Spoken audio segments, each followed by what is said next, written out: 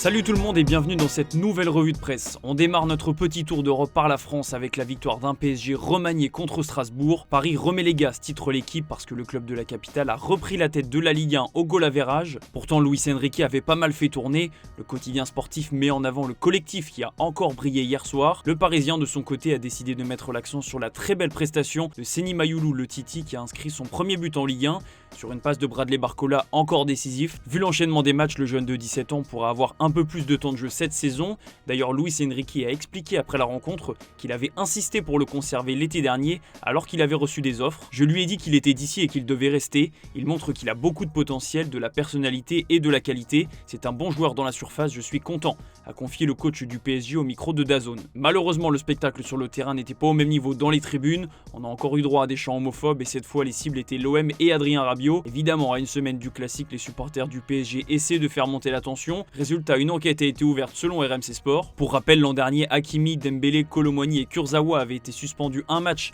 pour avoir repris un chant homophobe après la victoire contre l'OM justement. Et en parlant des Marseillais, la Provence nous rappelle ce dimanche que le match de ce soir contre Montpellier est un tournant à une semaine du Classico. L'OM reste sur 2 matchs sans victoire, donc une réaction est attendue pour les hommes de Roberto De Zerbi. L'équipe révèle aujourd'hui que le coach italien, même s'il est réputé pour être très fidèle à ses principes, pourrait changer de dispositif pour mettre en valeur Adrien Rabiot. Amin Harit pourrait redescendre d'un cran en relayeur, Kondogbia en défense centrale, et cette fois Jonathan Rowe devrait connaître sa première titularisation. En Bretagne, on avait le droit à un derby entre Brest et Rennes hier en fin d'après-midi. Les Rennais ont accroché un point presque miraculeux en fin de rencontre et c'est sûrement ce but de Jota qui sauve la place de Julien Stéphan. Le journal L'Équipe vient confirmer nos informations. L'avenir du technicien français ne tient plus qu'à un fil, et sans le point du nul hier, il aurait peut-être été dans une autre situation ce dimanche. En tout cas, la direction rennaise n'a pas attendu ce match pour anticiper la suite, puisque Igor Tudor serait la priorité de Frédéric Massara en cas de départ de Julien Stéphan. Détour par l'Espagne où Kylian Mbappé s'est offert un peu de tranquillité grâce à son but contre le Celta Vigo et la victoire précieuse du Real Madrid.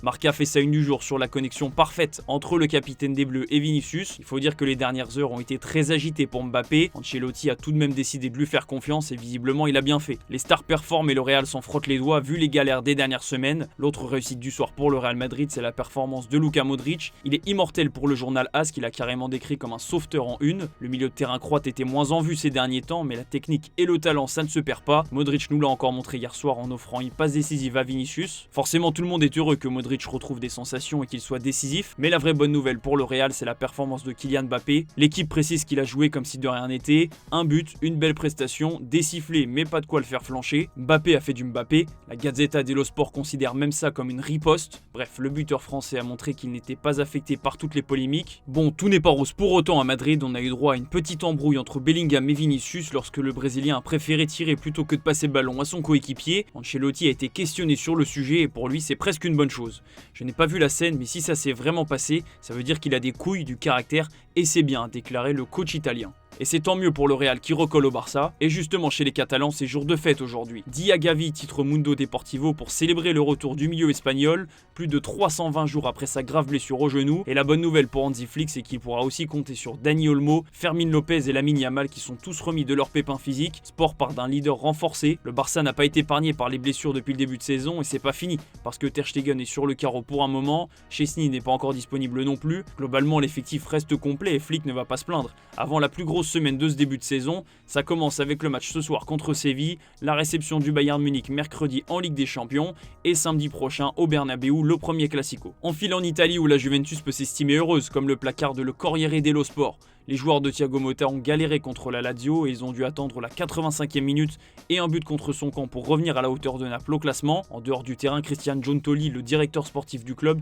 a scellé pour de bon l'avenir de Paul Pogba. Il était un grand joueur mais nous avons des plans différents désormais. Nous avons investi sur d'autres joueurs et notre équipe est maintenant au complet, a-t-il déclaré aux médias italiens juste avant le match face à la Lazio. De quoi clarifier clairement le futur de la pioche qui va se retrouver libre dans les prochains mois. Visca Kvaratskhelia, lui, ne sera pas libre mais la Gazzetta nous parle de sa situation ce dimanche. L'ailier de Naples, qui était encore suivi par le PSG l'été dernier, vit une période un peu plus dure. David Neres est performant, donc Antonio Conte a des choix à faire. Kvara reste un joueur important, mais son statut d'indiscutable a été remis en question. Pour le moment, il ne veut pas trop s'en mêler, mais une réunion a déjà été prévue au début du mois de novembre pour avancer un peu plus sur le sujet. Toujours en Italie, la situation est en train de se tendre entre Paulo Fonseca et Rafael Leao. Après le fiasco contre la Fiorentina avant la trêve, l'ancien coach du LOSC a décidé de frapper fort, c'est-à-dire mettre Leao sur le banc. Le pire, c'est que l'international portugais n'est même pas entrer en jeu. Alors évidemment, Fonseca a tenté d'éteindre un peu l'incendie, pas sûr que ce soit une grande réussite en termes de communication. C'est étrange pour vous que Leao aille sur le banc, mais c'est normal. Je m'explique, ce n'est pas normal qu'il aille sur le banc, mais pour moi c'est normal que Milan soit plus important que les joueurs. Peut-être que le prochain match, Rafa reviendra, a confié Paulo Fonseca après la victoire du Milan. En Angleterre, le Sunday Mirror angle sa une sur la très belle déclaration de Pep Guardiola pour Sir Alex Ferguson.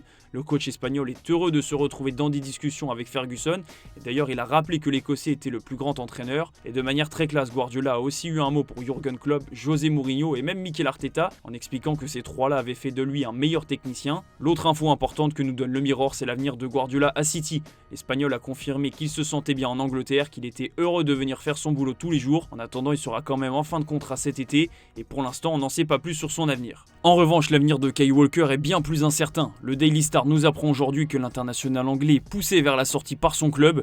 Aucune discussion n'est prévue pour une prolongation de contrat, et justement le sien se termine en 2026, donc ça sent clairement le départ pour le capitaine de Manchester City. On conclut cette revue de presse en Allemagne où Bild parle d'un tremblement de terre au Bayern Munich. Le patron du club bavarois Jan Christian Dressen, qui a succédé à Oliver Kahn, se retrouve dans un vrai scandale. Il y a un peu plus de 3 ans, il aurait eu une embrouille avec une employée, ça aurait fini en insultes et en lancé de magazine. Résultat, une enquête interne a été ouverte. Le Bayern de son côté n'a pas voulu répondre, mais son cas devrait être tranché le 11 novembre prochain lors du conseil d'administration, et en cas de départ, c'est Karl-Heinz Rummenigge qui pourrait le remplacer, ce qui fait un peu tâche parce que Dressen a été nommé à ce poste il y a un peu plus d'1 an seulement. Voilà, c'est tout pour aujourd'hui, bonne journée à tous, merci de votre fidélité et on se retrouve demain pour de nouvelles infos sur Foot Mercato.